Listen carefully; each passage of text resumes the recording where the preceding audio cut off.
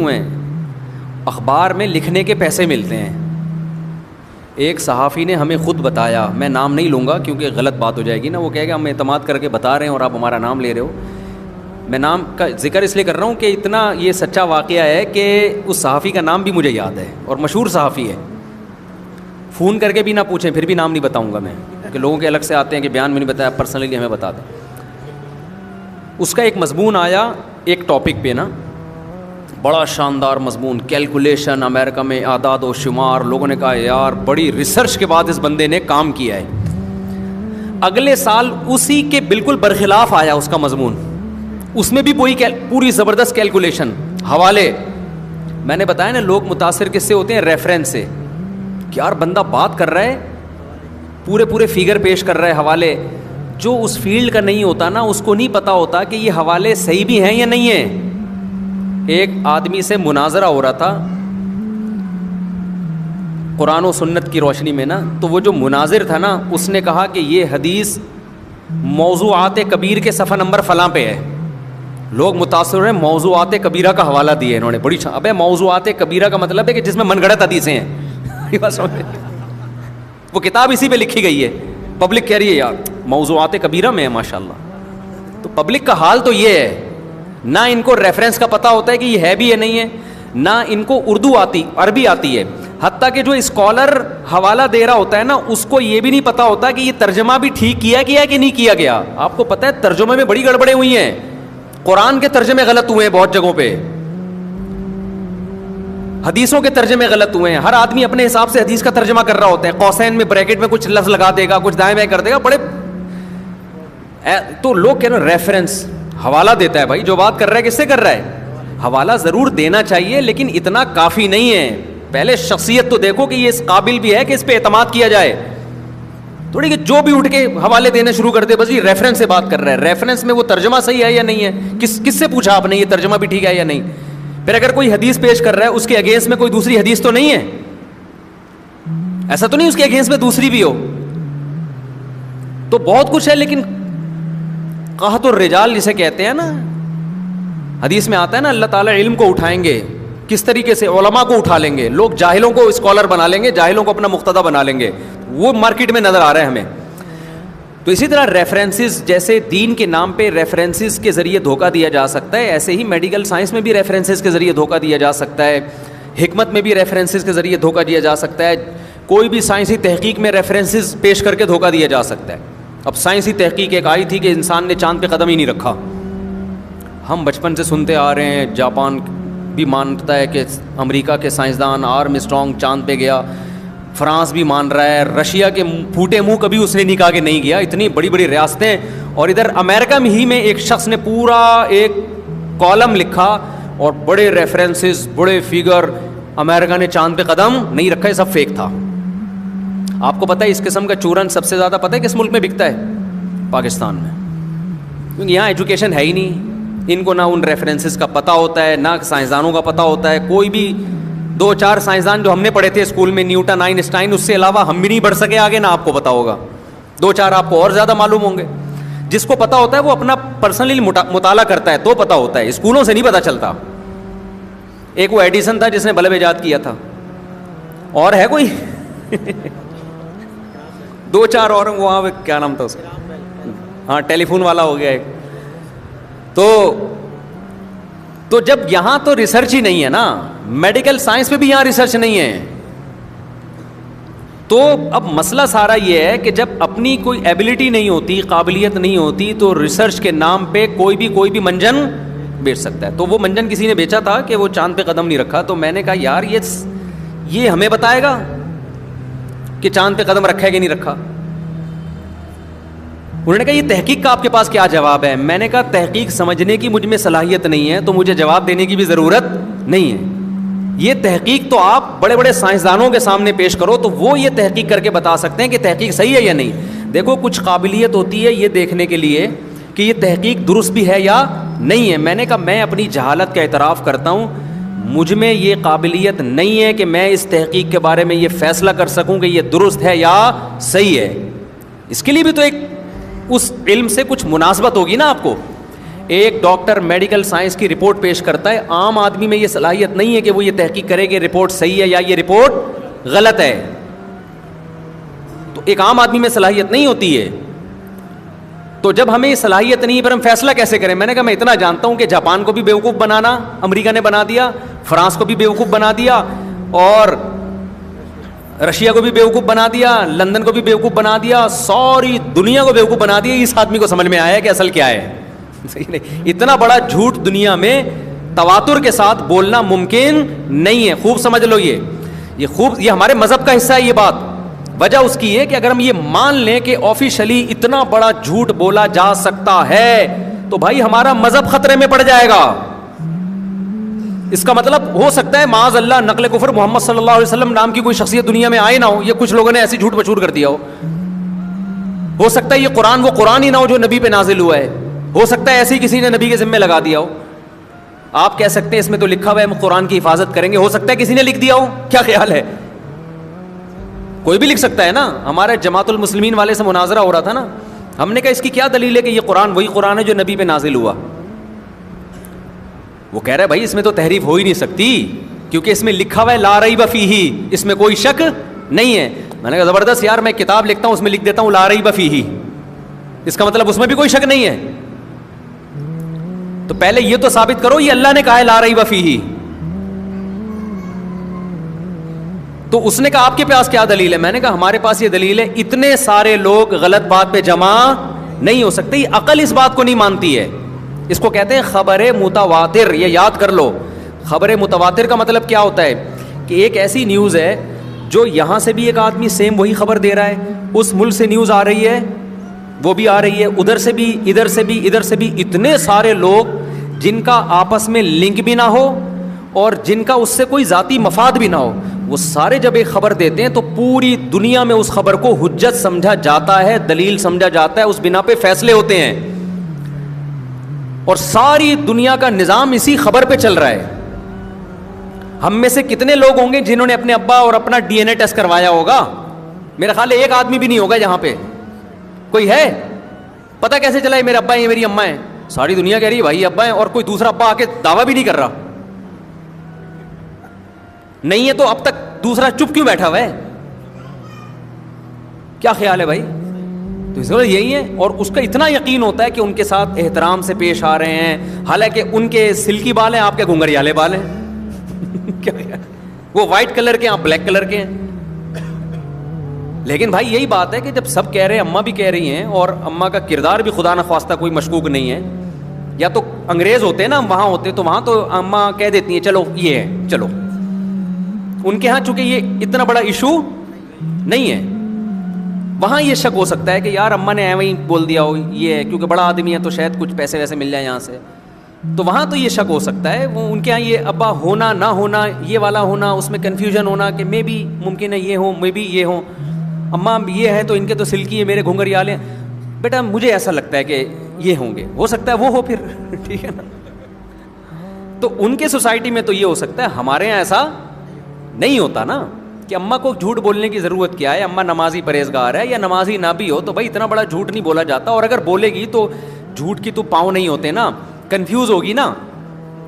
دوسرے بھی تو کچھ کہیں گے, جیسے حضرت مریم کے جب اولاد ہوئی ہے نا بغیر شوہر کے, تو بنی اسرائیل نے کیا کہا کہ یہ کیسے ہو گیا؟ ما کان ابوکی امرأ سوء وما کانت امکی بغیہ. تمہارا تو ددیال بھی نیک ننیال بھی نیک, جب ددیال ننیال پیغمبروں کا خاندان ہو تو یہ پاسبل ہی نہیں ہے کہ تم نے زنا کیا ہو. یہ کیسے کر لیا تم نے؟ تو یہ اثر پڑتا ہے نا کلچر کا. تو خبر متواتر جو ہے نا, متواتر کا مطلب اتنے لوگ اس کو بیان کر رہے ہوں کہ عقل کہتی ہے کہ ان کا جھوٹ پہ جمع ہونا ممکن. اتنے سارے لوگ مل کے جھوٹ نہیں بول سکتے, پروپیگنڈا کر سکتے ہیں. آپ کہہ سکتے ہیں پروپیگنڈا تو ہوتا ہی وہ ہے جو اتنے سارے لوگ مل کے, پروپیگنڈا ایک الگ چیز ہے, خبر دینا کہ یہ واقعہ ہوا ہے یا یہ واقعہ نہیں ہوا. یہ اتنے سارے لوگ دنیا میں کہیں نہیں ہوتا. سمجھتے ہو کہ نہیں سمجھتے؟ اسی سے بہت سارے مسئلے حل ہوتے ہیں. بہت سارے مسئلے قرآن و حدیث میں نہیں ہیں, تواتر عملی سے ثابت ہیں. یہ میرا ٹاپک نہیں ہے, بس 2 منٹ اس کو کہہ کے میں کیونکہ آ گیا تو میں بتا دوں. بہت سے لوگ ہم سے کہتے ہیں اس مسئلے کی ابو حنیفہ کے پاس کیا دلیل ہے, امام مالک کے پاس کیا دلیل ہے. بھائی یہ دلیل ہے کہ سب کر رہے ہیں, انہوں نے تابعین تبع تابعین کو دیکھا، سارے کر رہے ہیں، بس یہی دلیل ہے، چاہے بخاری میں اس کے خلاف لکھا ہوگا. یہ جو امام ابو حنیفہ اس کے قائل ہے نا کہ رفع الیدین نہ کیا جائے، ان کے پاس تواتر عملی بہت بڑی دلیل ہے کہ کوفہ بھی سارا رفع الیدین کے بغیر نماز پڑھتا تھا، جو حضرت علی اور عبداللہ بن مسعود کے شاگرد تھے، اور مدینہ میں امام مالک گواہی دیتے ہیں کہ کوئی رفع الیدین نہیں کرتا، اور مدینہ والوں نے نبی کی کون سی نماز دیکھی؟ آخری نماز. تو یہ تواتر عملی کی ویلیو بخاری مسلم کی جو خبر واحد ہے نا جس میں حدثنی فلان قال فلان قال فلان، اس سے بہت زیادہ ہے.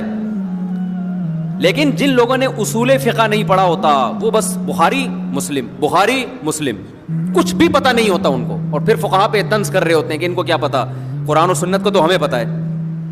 نہیں آ رہی میرا غلط بات سمجھ؟ تو جو بھی متواتر خبر ہوتی ہے نا، جب یہ کووڈ آیا تھا نا، کووڈ کرونا، لوگوں نے کہا نا یہودی سازش فلانی سازش، تو ہم نے یہی کہا کہ یار جاپان کے سائنسدان بھی مان رہے ہیں اس کو، ڈاکٹر کہہ رہے ہیں، امریکہ کے سارے ڈاکٹر کہہ رہے ہیں، پاکستان کے سارے ڈاکٹر کہہ رہے ہیں، یہودیوں کے سارے ڈاکٹر کہہ رہے ہیں، انڈیا میں پابندیاں لگ رہی ہیں، وہاں کے ڈاکٹروں کے کہنے پر لاک ڈاؤن کیا جا رہا ہے. تو یہ چند مکھنچو پاکستان میں پیدا ہو گئے ہیں جن کو یہ لگ رہا ہے کہ یہ کیا ہے. یہ میں آپ کا کانسیپٹ کلیئر کرنے کے لیے اتنی تاکید سے یہ بات بتا رہا ہوں، زندگیاں برباد ہو جائیں گی ان چکروں میں. تو ایک سازش ایک کرے گا نا، جھوٹی خبر ایک اڑائے گا. ایسے یار سارے دنیا بے وقوف ہے اور ہم یہاں پیدا ہو گئے عقل مند. اس وقت میں اکیلا تھا مذہبی طبقے میں جو کہہ رہا تھا یہ کرونا ایک حقیقت ہے. بعد میں کتنے علماء جو کرونا کے مخالفت کر رہے تھے وہ شہید ہو گئے بیچارے، کرونا سے ان کی ڈیتھ ہو گئی. تو یہ ہمارا ایک بہت بڑا المیہ بن چکا ہے کہ ہم لوگ جو جس چیز کے ماہرین ہیں نا اس سے رائے نہیں لیتے، اور اسکالرز کی یوٹیوب پہ کوئی تحقیق دیکھ لیں گے اور اس کی کیلکولیشن سے اور اس جو فگر پیش کر رہا ہے اور ریفرنسز دے رہا ہے اس سے متاثر ہونا شروع ہو جائیں گے. جب کرونا آیا تھا نا ایک چیز بڑی پھیلی تھی کہ اصل میں یہ تو پہلے سے ان کا پلان تھا، فلاں ایک فلم تھی جس میں کورونا کا تذکرہ ہے، تو ان کو پہلے سے پتا تھا کورونا آئے گا. اس میں نے ڈاکٹروں سے رابطہ کیا، یہ کیا کہانی، انہوں نے کہا کورونا تو بہت سارے وائرسز ہوتے ہیں، تو کورونا تو پہلے سے وجود ہے، یہ والا کورونا الگ ہے، وہ والے کورونے الگ. ایک بدتمیزی کی انتہا ہے یار. افسوس ہمیں کرونا پہ نہیں ہے، افسوس قوم کی اس تھنکنگ پہ ہے کہ یہ قوم کیا ترقی کرے گی یار، جس کا ترقی کا اور ریسرچ کا معیار یہ ہے. اس کو 4 شادیوں کی باتیں کہاں سمجھ میں آئیں گی جو اس سے بھی زیادہ پیچیدہ ہیں. نہیں آ رہی بات سمجھ میں؟ باقی تو وہ تو آگے پیچیدہ باتیں ہیں، وہ کہاں سمجھ میں آئیں گی جن کا مینٹل لیول یہ ہو، جن کو یہ باتیں سمجھ میں نہیں آ رہی. پوری دنیا میں پتہ ہے سب سے زیادہ، جب بھی کوئی پوری دنیا میں ساری دنیا کے سائنسدان ڈاکٹر مل کے کسی بیماری کو ختم کرنے کی کوشش کرتے ہیں نا، ویکسین ایجاد ہوتی ہے اب ختم، سب سے زیادہ ان کو لوہے کے چنے چبانے پڑتے ہیں افغانستان اور پاکستان میں. کیوں؟ یہاں فوراً اس پہ سازش ہونے کا فتویٰ، یہودی ٹیکہ لگا رہے ہیں ہمیں، یہودیوں سے پیسے مل رہے ہیں. پوری دنیا پولیو سے فارغ ہو کے بیٹھ گئی. انہوں نے کہا اب آگے کی سوچو، لیکن وہ کہہ رہے ہیں فارغ کیسے ہوں، یہاں پھر کم وقت پولیو کے مریض پائے جاتے ہیں، ایک پیشنٹ بھی وہ صرف پوری دنیا میں دوبارہ سے پھیل سکتا ہے. یہ تو شکر کرو انہوں نے برداشت کیا ہوا ہے ہم کو، ورنہ تو اصولی طور پر بہت سی سازشیں بھی ہیں میں مانتا ہوں، لیکن ان سازشوں میں پھر انہی میں بڑا اختلاف ہوتا ہے. پھر دوسرے ملک مخالفت کر رہے ہوتے ہیں کہ یہ گڑبڑ ہو رہی ہے. جیسے فیملی پلاننگ کے نام پہ جو بدماشیاں ہو رہی ہیں یہ تو سازش ہے ان کی طرف، یہ تو وہاں کے لوگ بھی مانتے ہیں، تبھی یہ سب ایک ٹاسک پہ جمع نہیں ہے. فیملی پلاننگ کے معلوم یونائٹڈ نیشن کی رپورٹیں کچھ اور کہہ رہی ہیں اور فیملی پلاننگ والوں کی رپورٹیں کچھ اور کہہ رہی ہیں. سمجھ میں آ رہی ہے بات؟ یونائٹڈ نیشن کہہ رہی ہے بچوں کا گروتھ ریشو کم ہو رہا ہے، انسانیت کے لیے تباہ کن نہیں ہے. فیملی پلاننگ والے کہہ رہے ہیں بچے زیادہ ہو رہے ہیں، برباد ہو جاؤ گے. یہاں کیا ہو رہا ہے؟ بڑی بڑی قوتوں میں ٹکراؤ ہو رہا ہے. وہ آپ کو فیملی پلاننگ والا صحیح فگر ہی نہیں بتا رہا، وہ الو بنا رہا ہے آپ کو صحت کے نام پہ وغیرہ وغیرہ. اب یہ میرا ٹاپک نہیں ہے کہاں سے کہاں بات چلے گی. تو اصل بات کی میں کہہ رہا تھا کنجوسوں کی قسمیں بتا رہا تھا، یہاں کدھر سے آئی؟ ابے کنجوس سے اوپر کی چیز بتا رہا تھا میں. کہیں ٹرننگ پوائنٹ ہوتا ہے نا تو وہ پکڑ کے رکھا کرو نا. صحافی کے بارے میں بتا رہا. ہاں میں یہ عرض کر رہا تھا کہ میں نے اس صحافی سے پوچھا پچھلے سال آپ کی، میں نے براہ راست نہیں بالواسطہ کسی کے ذریعے پوچھا کہ پچھلے سال جو آپ نے رپورٹ اور اعداد و شمار اور پیش کیے تھے وہ اس سے تو پتہ چل رہا تھا یہ کام بہت اچھا ہے. اس سال جو آپ نے بھیانک رپورٹیں پیش کی ہیں، جو فیگرز آپ نے پیش کی اور حوالے پیش کیے، یہ کام بہت خطرناک ہے. تو اس نے کہا, بڑے اخبار کا کالم نگار ہے وہ, ابھی بھی یوٹیوب پہ چینل بھی ہے, میں بالکل بھی نہیں بتاؤں گا چاہے جتنا مجھے پوچھو گے آپ, کیونکہ میرے لیے بڑا مسئلہ ہو جائے گا. اس نے کہا کہ بھائی ہمیں پیسے دے کے جو لکھوانا ہے لکھوا دو.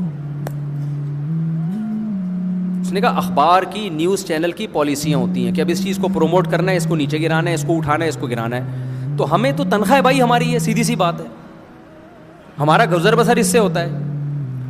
تو آپ ایک چیز کو پروموٹ کرنا چاہتے ہو, بھائی اس کے پیسے ہیں, میں یہ لکھ دوں گا. اس کے خلاف کروانا چاہتے ہو, چلو وہ لکھ دوں گا. اسی صحافی کے ایک اخبار میں ایٹ اے ٹائم ایک کسی اور اسٹائل کا مضمون چل رہا ہے, دوسرے اخبار میں نام بدل کے کسی اور اسٹائل کا چل رہا ہے. سارے صحافی ایسے نہیں ہوتے جو میرا بیان سن رہے ہیں, ان کے علاوہ کی بات کر رہا ہوں میں. تو ایسے میں بھائی آپ تحقیق کی جو باتیں کر رہے ہو نا, یہ ونس اپون اے ٹائم تحقیق گئی تیل لینے, ٹھیک ہے نا. تو جب تک آپ کو خود اس فیلڈ میں مہارت نہیں ہوتی یا ماہرین سے آپ رابطہ نہیں کر لیتے, ایک ماہر کی تحقیق غلط ہو سکتی ہے, مختلف لوگوں سے کر لو, سارے متفق ہیں, یا میجورٹی ایک بات کر رہی ہے, ہم کس کی بات مانیں گے؟ میجورٹی کی. میجورٹی میں غلطی کا امکان کم ہے, چند لوگوں میں غلطی کا امکان زیادہ ہے. میجورٹی مفاد پرست نہیں ہو سکتی, چند لوگ مفاد پرست ہو سکتے ہیں, چند لوگ لفافہ لے کے. انسانیت میں خیر غالب رہتی ہے, خوب سمجھ لو. دیکھو انسان اصل جو ہے نا وضع کے اعتبار سے نیک ہے, چاہے کافر ہی کیوں نہ ہو. کافر کو جو قیامت کے دن جہنم میں اللہ ڈالیں گے, پتہ ہے کیوں ڈالیں گے؟ اس لیے کہ اس کا ضمیر بھی اس کفر پہ اس کو ملامت کر رہا تھا. تو ضمیر اللہ نے جو اندر کا انسان بنایا وہ اچھا بنایا ہے. انسان اس اچھے انسان سے بغاوت کر کے برائی کی طرف جاتا ہے, اچھا انسان اندر کا روکتا ہے. تو کافر کا بھی اندر کا انسان اچھا ہی ہوتا ہے. یقین نہ آئے, بچہ جب سچ بولتا ہے بڑے کانفیڈنس کے ساتھ بولتا ہے, جھوٹ بولتا ہے اس کی اسٹائل سے پتہ چلتا ہے کہ یہ کیا کر رہا ہے, جھوٹ, کیونکہ اس کو احساس ہو رہا تھا میں غلط کر رہا ہوں. حالانکہ بچے کو تو اچھے برے کی تمیز نہیں ہوتی نا. کیسے سمجھائیں آپ کو یار, بچے نے تو ابھی سچ کے فضائل سنے نہیں ہیں, کوئی موٹیویشنل اسپیکر کو نہیں سنا اس نے, نہ جھوٹ کے برائی سنی ہے. لیکن جب بھی بچہ جھوٹ بولے گا نا, اندر اس کو لگے گا بیٹا تو کیا کر رہا ہے, غلط. اس سے پتا چلا اندر سے یہ کیا ہے, اچھا ہے, تبھی تو اس کو احساس ہو رہا ہے نا.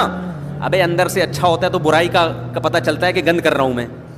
اندر سے ہی گندا ہو تو پھر تو گندا کام میں چرسی ہیروئن چی, جس کو چرس کی عادت پڑ جائے وہ تو پھر اندر سے ہی گندا ہو گیا, اس کو چرس پینے میں کوئی تکلیف نہیں ہوگی. لیکن جب پہلی دفعہ پیے گا, پہلی دفعہ شراب کو کی بوتل کو منہ کے قریب لے کے جائے گا تو گندی بدبو آئے گی کہ نہیں آئے گی, کہے گا کیا گند کر رہا ہوں میں.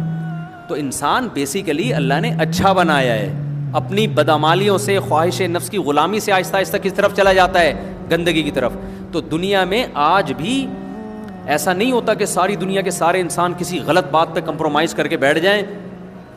تو اتنی بڑی انسانیت ایسی غلطی پہ جمع نہیں ہو سکتی. غیر مسلموں میں ہی اس کے خلاف آواز اٹھانے والے پیدا ہو جاتے ہیں. سمجھتے ہو, یہ جو افغانستان میں امریکہ نے بمباری کی, آپ کو پتہ ہے اس میں اسلامی ملکوں میں اس کے خلاف احتجاج جتنا ہوا ہے نا, اس سے زیادہ احتجاج ان ملکوں میں ہوا ہے. ان ملکوں میں بھی بہت احتجاج ہوئے, غلط ہو رہا ہے یہ. تو ایسا نہیں ہوتا کہ اتنے آرام سے پوری دنیا کسی غلط چیز پہ کمپرومائز کر لے. تو اس کو خبر متواتر کہتے ہیں, کہ متواتر جو ہے نا, اسی سے ہمارے مذہب کا مذہب ہونا ثابت ہوتا ہے. اسی سے قرآن کا قرآن, کہ ساری امت ایک قرآن نقل کرتی چلی آ رہی ہے, ایک زبر زیر پیش کا بھی اختلاف نہیں ہوا.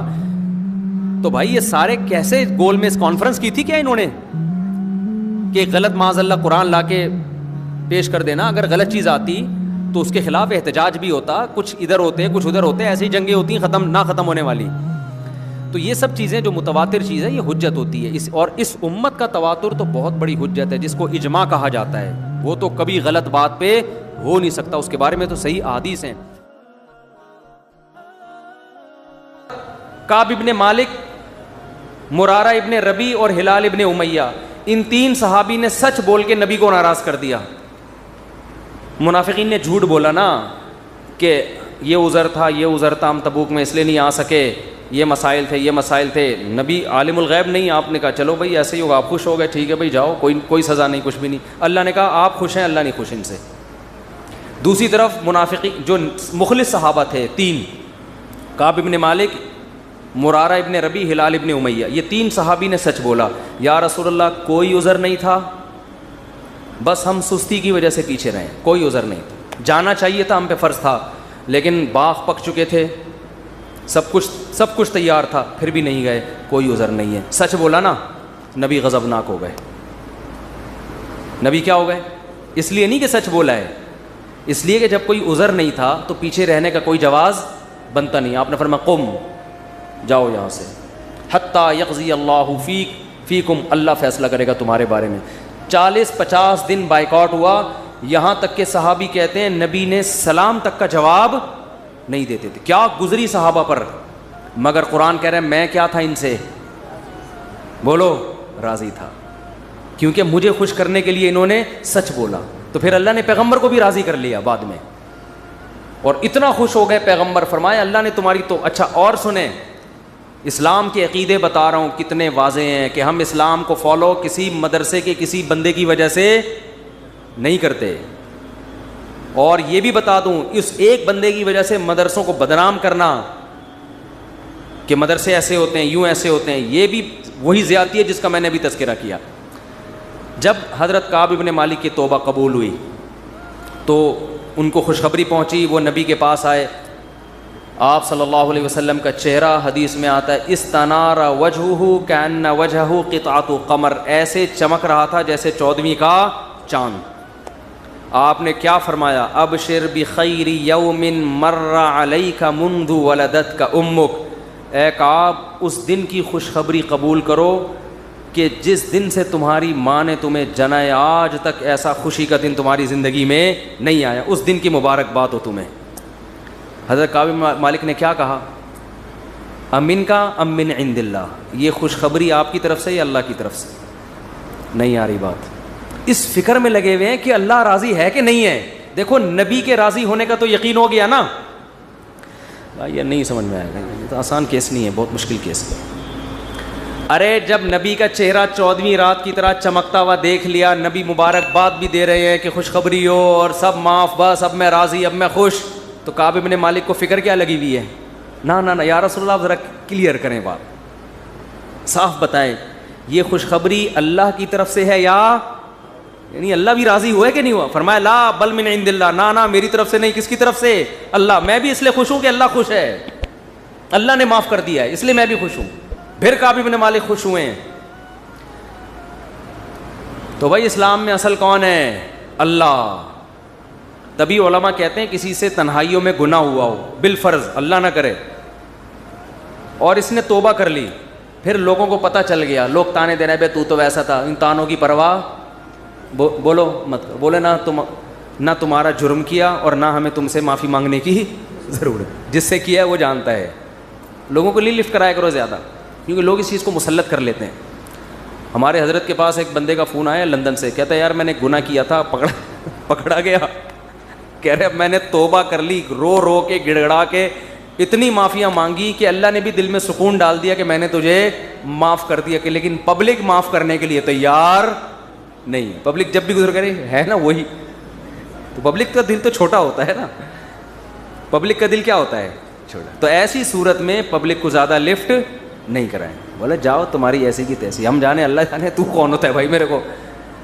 اور قرآن کے الفاظ دیکھو یار، وَمَن يَعْمَلْ سُوءًا أَوْ يَظْلِمْ نَفْسَهُ ثُمَّ يَسْتَغْفِرِ اللَّهَ يَجِدِ اللَّهَ غَفُورًا رَحِيمًا. ایسے وجد والی آیتیں ہیں. فرمایا جو بھی گناہ کرے گا، اپنی جان پہ ظلم کرے گا، ظلم ہو گیا، گناہ ہو گیا، شیطان نے بہکا دیا اس کو، غلط ہو گیا اس سے. حقوق العباد سے اس کا تعلق نہیں ہے، کیونکہ حقوق العباد میں پھر اس بندے سے بھی معافی مانگنا ضروری. کچھ جرائم ایسے ہیں جو اللہ اور بندے کے آپس کے معاملات. فرمایا پھر اس کو خیال ہوا کہ بھائی خدا تو انتقام لے گا، اور ویسے بھی غیرت کے خلاف ہے جس نے اتنے احسانات کیے اس کو ناراض کرنا. قرآن کہہ رہا ہے ثم یستغفر اللہ، پھر وہ اللہ سے کیا کرتا ہے؟ معافی. کیا عجیب الفاظ ہیں. اللہ نے یہ نہیں فرمایا غفرہ اللہ، اللہ اسے معاف کر دے گا، نہ نہ نہ نہ، یہ انداز نہیں ہے، یہ اللہ اس سے انتقام نہیں لے گا. فرمایا یجید اللہ غفور الرحیم، وہ اللہ کو پائے گا، وہ دیکھے گا کہ اللہ غفور بھی ہے اور رحیم، وہ دیکھے گا اپنی آنکھوں سے. یہ ایسے ہے جیسے ہم کسی کو دعوت دیں کہ آپ ہماری دعوت پہ آؤ، آپ پوچھتے ہیں کیا کیا ملے گا. ایک طریقہ ہوتا ہے آپ بتائیں بھائی بریانی کا انتظام بھی ہے، کباب بھی ہیں، اور اللہ بھلا کرے چکن کا بھی انتظام ہے، اور کڑھائی بھی ہے، 2-4 چیزیں اور بتا دی آپ نے. تو ذہن میں رکھ کر آئے گا ٹھیک ہے بھائی یہ چیزیں ہوں گی. ایک اسٹائل یہ ہوتا ہے وہ کہ بھائی کیا ملے گا, تو آپ اس کو بتائیں جب تم آؤ گے نا تو میری دعوت میں پہنچنے کے بعد تمہیں محسوس ہوگا کہ وسیم بھائی چھوٹے موٹے سیٹ نہیں ہیں. وسیم بھائی نے دعوت کی, یہ جی تم پالو گے, یہ چیز محسوس کرو گے کہ وسیم بھائی طبیعت کے تنگ, ایسا دسترخوان ہوگا, چھوڑو بریانی کباب, چھوٹی وہ غریبوں والی باتیں ہیں. کیا بریانی, مسالے والی بریانی, اور مفتی صاحب کے بیان سنتے رہتے الٹے الٹے, مسالے والی بریانی, چپلی کباب, کوئٹہ کی چائے. ابے بھائی چھوڑو یہ باتیں, یہ تو کہیں کھانچے وانچے میں پڑی ہوئی ہوگی. ٹھیک ہے نا, یجد تم پاؤ گے,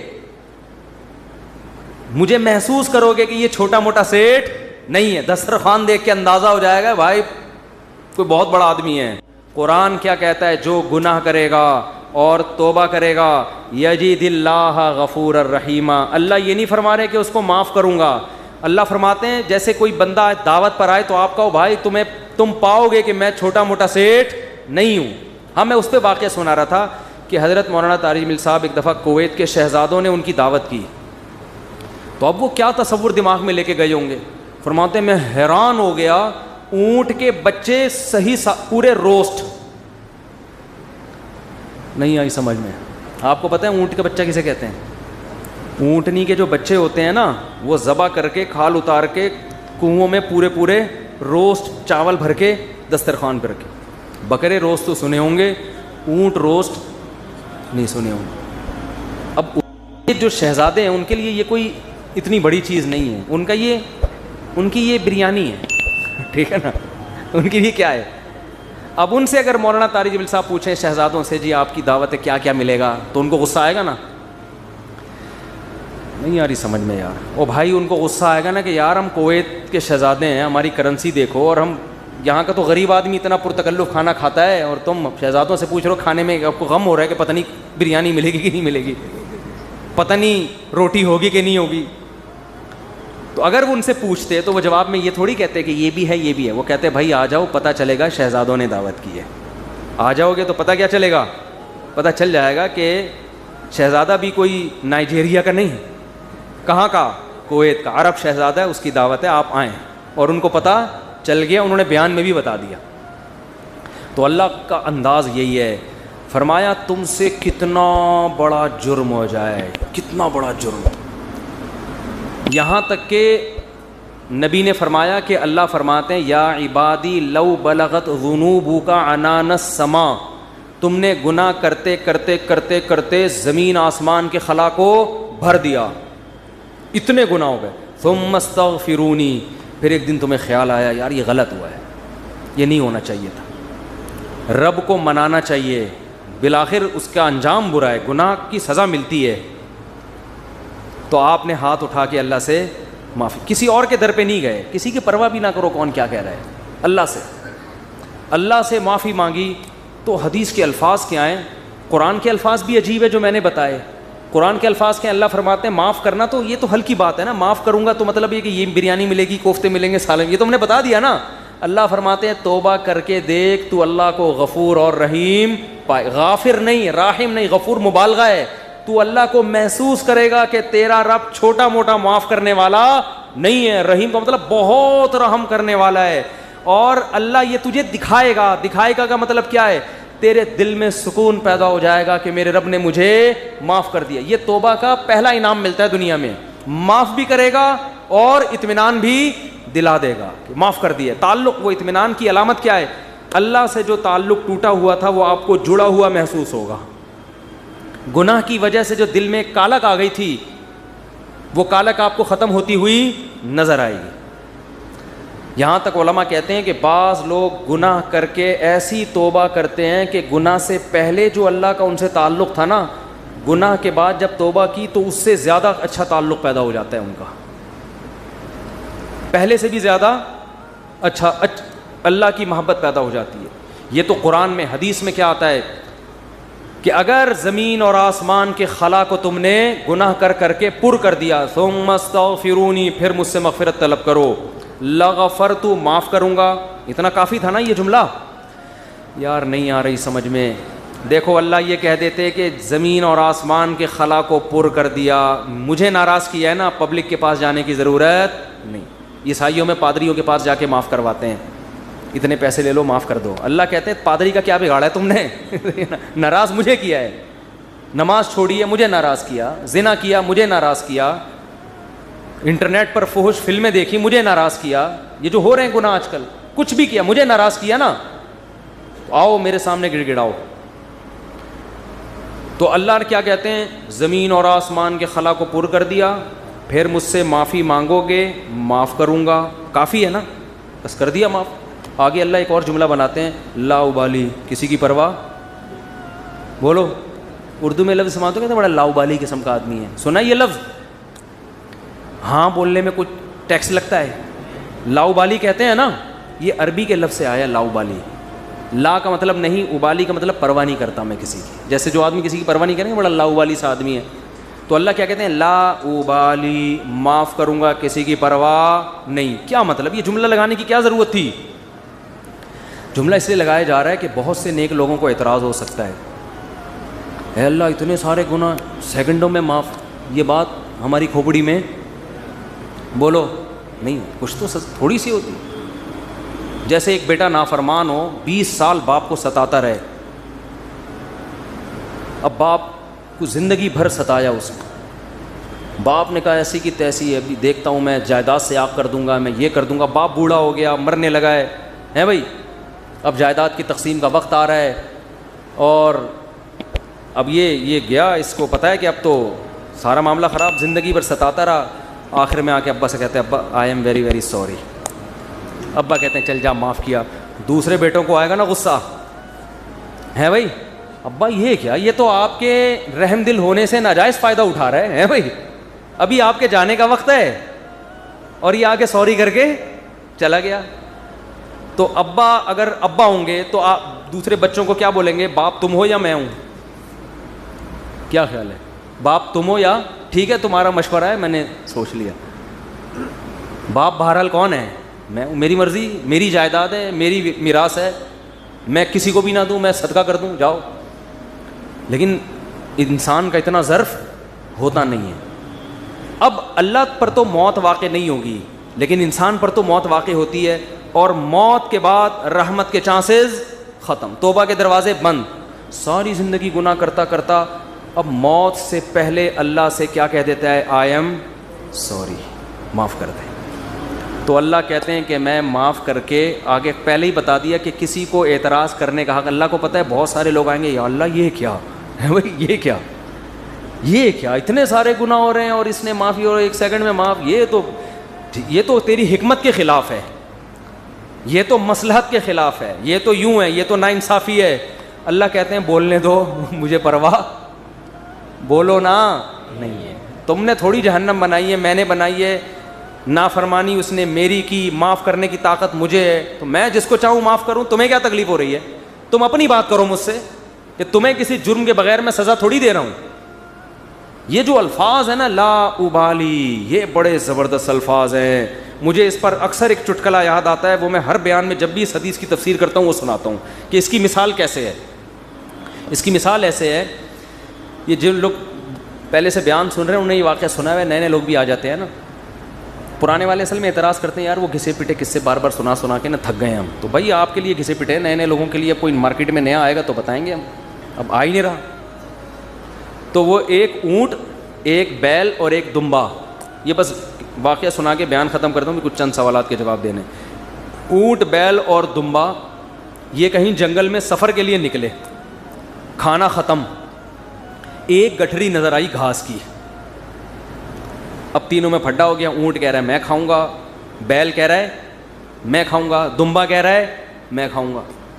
اونٹ نے کہا دیکھو میں تمہارا بزرگ ہوں, ہم تینوں ایک معیار بنا لیتے ہیں, جو اس معیار پہ پورا اترے گا وہ کھانا وہ کھائے گا. یہ پیشکش کس نے کی, اونٹ نے. اس نے کہا میں قبیلے کا بڑا ہوں, دیکھو تو اب میں جو سجیشن دوں گا اس پر عمل کرو. تو ہم تینوں میں سے جو اپنا سب سے پرانا ہونا ثابت کر دے گا کہ جو دنیا میں سب سے پہلے آیا ہے وہ اس گٹھری کا مستحق ہے. اونٹ کا خیال تھا میں ہی ہوں, بزرگ ہے, لوگوں نے کہا چلو جی بزرگوں کا احترام اسلام میں ٹھیک ہے واجب ہے. دمبے نے کہا ٹھیک ہے بھائی میں اپنا ثابت کرتا ہوں, میں بہت پرانا ہوں. انہوں نے کہا کتنا پرانا؟ انہوں نے کہا دیکھو ابراہیم علیہ السلام نے بچہ ذبح کیا, نہیں ہوا تو دمبا آ گیا. یہ روایت صحیح نہیں ہے لیکن چلو فرض کر لیتے ہیں, دمبا آ گیا. اس کا مطلب میں 4000 سال سے ہوں, ابراہیم علیہ السلام کے دور میں بھی میں تھا. اونٹ چکرا گیا, اس نے بولا یہ تو پہلی گیند پہ ہی آؤٹ ہو رہا ہوں میں. تو بیل نے بولا کہ آدم علیہ السلام جب زمین پہ آئے تھے زمینداری کے لیے ٹریکٹر ایجاد نہیں ہوئے تھے, تو کچھ تو اگایا ہوگا نا, تو کھیتی باڑی کس سے کی تھی انہوں نے؟ بیل سے. اس کا مطلب میں کب سے ہوں؟ دمبا تو آؤٹ ہو گیا نا. اونٹ پریشان کہ کمبخت, اس سے پہلے تو تاریخ لکھی نہیں گئی ہے, اس سے پہلے تو تاریخ لکھی, اور سجیشن بھی میری تھی. اونٹ ٹینشن میں آیا, اس نے کیا کیا, وہ گھاس کی گٹھری اٹھا کے اپنے کوہان پہ رکھی. تو دمبے نے بولا بھائی میں تو بہت پرانا ہوں. اس نے بولا مانتا ہوں, میں نے کب کہا آپ بہت پرانے ہیں, میں آپ کے بعد آیا ہوں. بیل نے کہا میں تو اس سے بھی پرانا ہوں. اس نے کہا میں نے بولا کہ آپ پرانے نہیں ہیں, تو بھائی یہ پھر ہمیں دو. اس نے کہا دم میں تو لے لو. اس نے کہا ہمت ہے تو اٹھا لو. اونٹ کے خوان سے کون اٹھائے گا؟ چلو دفعہ یہاں سے, تمہاری ایسی کی تیسی. سجیشن بھی خود ہی دی, بولا جس میں دم ہے لے لے بھائی, چلو. اس کو کہتے ہیں لاؤبالی. نہیں آئی بات سمجھ میں؟ اللہ ایسا نہیں کرتا کہ وہ اپنی تجویز کے خلاف چلے. یہ تو میں نے صرف واقعہ سمجھانے کے لیے کہ بھائی اللہ کے سامنے کون لڑ سکتا ہے, اللہ کے سامنے کون دلائل دے سکتا ہے کہ اللہ وہ اتنے سارے گناہ کیے تو 2 منٹ میں معاف کر رہا ہے. اللہ کہتے ہیں جس نے دلائل کے امار لگانے ہیں نا, پہلے لگا کے رکھے, کتابوں میں لکھے, پورے رسالے لکھ دے. میری نظر میں اس کی کوئی ویلیو نہیں ہے, کیونکہ خدا میں ہوں تم نہیں ہو. نافرمانی میری کی ہے, تمہاری تھوڑی. تمہیں کیوں تکلیف ہو رہی ہے؟ یغفر لمن یشاء ویعذب من یشاء, جس کو چاہوں گا معاف کروں گا, جس کو چاہوں گا عذاب دوں گا. یہ اللہ نے اپنے ہاتھ میں رکھا ہے تاکہ جب کوئی گناہ کرے تو گڑگڑائے کس کے سامنے؟ اللہ کے سامنے. ہمیں پتہ ہے کہ اللہ کے سوا معاف کرنے والا کوئی بھی نہیں ہے. معافی کا اختیار اللہ کے ہاتھ میں, سزا کا اختیار اللہ کے ہاتھ میں. تو میں اس لیے کرا رہا ہوں کہ مخلوق کو زیادہ لفٹ کرانے کی ضرورت نہیں ہے. لوگ مجھے کہتے ہیں ہم سے گناہ ہو گیا, فلاں نے کہا یوں ہے یوں ہے. میں کہتا ہوں بھائی تو بولے تو کون ہوتا ہے؟ تو میرا باپ ہے, تو میرا ماموں ہے, تو کیوں پوچھ رہا ہے؟ میں جانوں اللہ جانے, تیرا کیا مسئلہ ہے بھائی؟ اور یہ بات سے بات چل پڑی ہے. شادی کے بعد عورتوں میں یہ بہت بڑا مرض ہے, اپنے پرانے قصے, پرانی غلطیاں میاؤں کے سامنے ظاہر کر دیتی ہیں ان کو اعتماد میں لینے کے لیے. جتنے اللہ نہ کرے, بعض خواتین کے ساتھ ہمیشہ نہیں ہوتا. ستار بھائی وسیم, ستار کو چھوڑو یار, نیک آدمی ہے, کوئی بھی چکر ان کے چلے ہوتے ہیں تو وہ اپنے شوہر کو اعتماد میں لینے کے لیے کہ میں آپ سے دیکھیے آج میں آپ سے اپنے دل کی کچھ باتیں شیئر کرنا چاہتی ہوں. دل کی کچھ باتیں شیئر کرنا چاہتی ہیں. کیا شیئر کرنا چاہتی ہیں جی؟ دیکھیے اب ہم دونوں ایک دوسرے کے شریک حیات ہیں, میں نہیں چاہتی کچھ آپ سے چھپا رہے. آپ سے پہلے میری ایک جگہ اور بھی شادی ہو چکی ہے, چھپ کے ہوا تھا نکاح, یہ ہو رہا ہے, پھر وہاں بھی ہوئی تھی, یہ بھی ہوا, پھر اس سے چکر چلا, لیکن میں نے توبہ کر لی تھی. اور تم اس کو کیوں بتا رہی ہو؟ تم تو چھوڑو, وہ انسان ہے بھائی, وہ اس کے دل میں بدگمانی, ایک بال آ گیا قیامت تک وہ بال نہیں نکلے گا. چھوڑو تمہارا ماضی کیا گزرا, اس کو بولو بھائی میں بہت نیک گھرانے میں پیدا ہوئی ہوں, بہت نیک ہوں, اسی طرح قبول ہو, ٹھیک ہے. نہیں تو میاں تفتیش کر رہے ہوتے ہیں گھس گھس کے, موبائل میں تفتیش کر رہے ہوتے ہیں گھس گھس کے, تو یہ کس نے اجازت دی آپ کو تفتیش کرنے کی بھائی؟ اسی طرح عورت شوہر سے بھی نہ پوچھے پرانے, وہ بھی مکھنچو بیٹھ کے اپنے پرانے قصے سنا رہا ہوتا ہے, اس کو بھی اعتماد کیا ہو جاتا ہے. جو اللہ نے جس گناہ پہ پردہ ڈالا, آپ خود اگر اس کو ظاہر کر رہے ہو تو آپ سے بڑا بے وقوف دنیا میں کوئی بھی نہیں. ایک عورت نے مجھے بتایا کہ میرے شوہر کو مجھ پہ شک ہوا, اس نے ماضی شادی سے پہلے, دیکھو شادی کے بعد کی بات ہے, شادی سے پہلے کیا ہوتا رہا چھوڑو اس کو, ٹٹولا بالآخر میں نے اگل دیا جی میرا کسی سے غلط تعلق تھا, میں نے توبہ کر لی. کہہ رہے جب بھی پھڈا ہوتا ہے کہتے تم ہو تو وہی نا. میں نے کہا غلطی آپ کی ہے, کیوں بتا رہی ہو بھائی؟ وہ 100 دفعہ بھی پوچھ رہے ہیں آپ کیوں بتا رہے ہو, کیوں بتا رہے ہو آپ اس کو؟ تو ہمارا تعلق کس سے ہونا چاہیے؟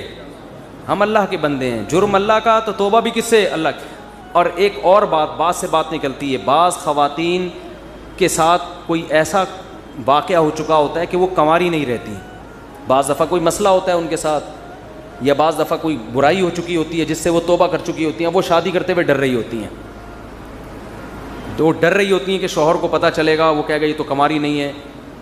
تو وہ جب میں فون اٹھاتا تھا نا اس طرح کے مشورے بھی کہ ہم کیا شوہر کو بتا دیں, تو یہ حماقت نہیں کرنا بھائی. یہ تو کسی بھی طرح سے زائل ہو سکتا ہے, کسی بیماری سے بھی ہو سکتا ہے پردہ زائل, اور بھی 10 بعضوں کے پیدائشی نہیں ہوتا.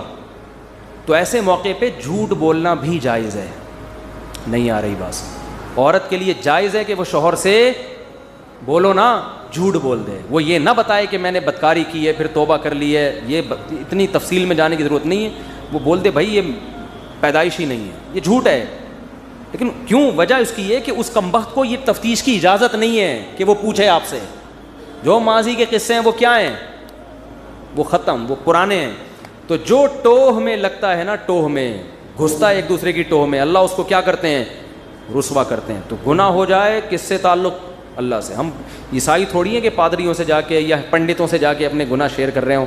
مجھے بھی لوگ آ کے بتاتے ہیں, میں کہتا ہوں یار مجھے نہیں بتاؤ کیا ہوا ہے, میں بھی انسان ہوں. ہاں ایک صورت میں آپ بتائیں, جیسے کوئی مریض ڈاکٹر کو اپنی بیماری بتا رہا ہوتا ہے علاج کے لیے, تو کسی بزرگ سے کسی عالم سے آپ کا تعلق ہے, آپ سمجھتے ہیں کہ اس سے میں مشورہ لے سکتا ہوں, اور مشورہ اس وقت تک نہیں لے سکتا جب تک میں اس کو اپنا پورا مرض بتاؤں نہیں کہ میرے اندر کیا گناہ ہے جو میں چھوڑنا چاہتا ہوں مگر مجھ سے چھوٹتا نہیں. ایسی صورت میں پھر مجبوری ہے بتانے کی تاکہ وہ اس کا کوئی علاج بتائے آپ. تو اس کا خیال کرنا چاہیے. یہ اللہ کا دین کتنا زبردست ہے, اللہ نے ہمیں بتا دیا گناہ سے بچنا کیسے, ہو جائے تو کرنا کیا ہے. تو ہمارا رب ہے غفور الرحیم, جب توبہ کرو گے اللہ کہتے ہیں میں بتا دوں گا کہ میں لوگ معاف نہیں کرتے مگر میں معاف کر دیتا ہوں.